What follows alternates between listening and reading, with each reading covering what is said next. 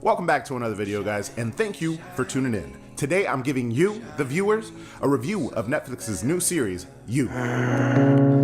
Whiplash girl child in the dark. But before we get into that, on this channel we cover everything from theme parks, horror, travel, and much more. So if you're into that kind of thing, make sure to consider subscribing. You is a psychological thriller that was released last year where we find out exactly how much somebody would do for love. Now today, as I said, we're reviewing the new series, You, on Netflix, that's been catching a little bit of attention lately, but not as much as I think it deserves.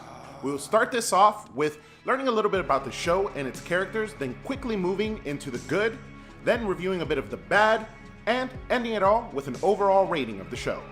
Now, as always, I will do my best to remain as spoiler-free as possible, but here's your fair warning. There may be a few spoilers.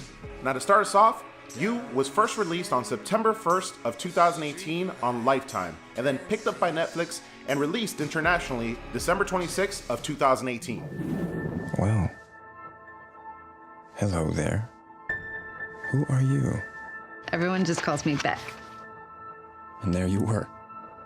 Every account set to public. You want to be seen, heard, known. Of course, I obliged. It has picked up a crazy amount of buzz since hitting Netflix, which is a great example of how today's audience consumes content. This 10-episode series is an adaptation of a book by the same name by Caroline Kepnes. The story follows Joe Goldberg, a New York bookstore manager portrayed by Penn Badgley. He falls in love with one of his customers who comes into the store named Guinevere Beck, portrayed by Elizabeth Lyle, and then quickly becomes obsessed with her. Delivery of the story is done through inner dialogue of our stalker and shows us the rationalizations of a psychopath. Now, let's start with the good.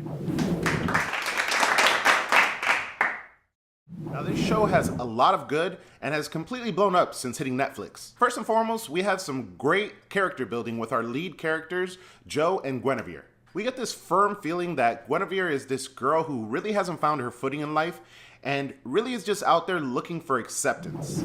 She procrastinates on the one thing that she says she loves in life, which is her writing, and constantly surrounds herself with people who hold her back. Not to mention, she's blind to all of this, which basically positions her as her own worst enemy in this story. Then we have Joe, who I easily did not like to begin the show. Not to mention he's a stalker.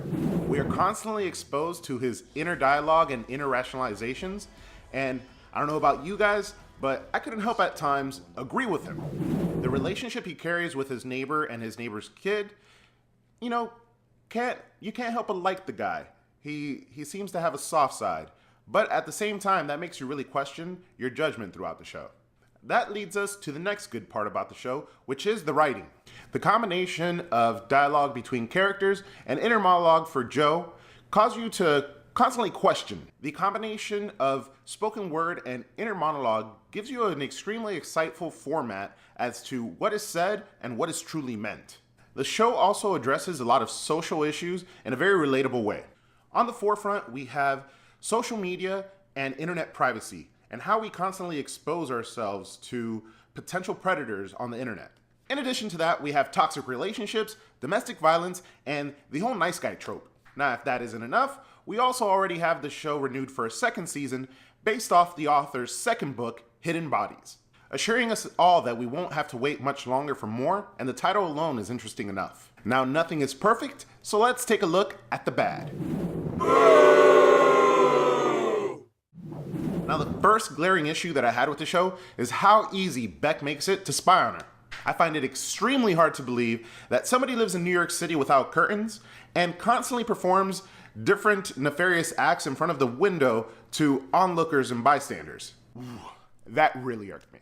Additionally, I want to learn more about the supporting characters that had significant impact but didn't have much backstory.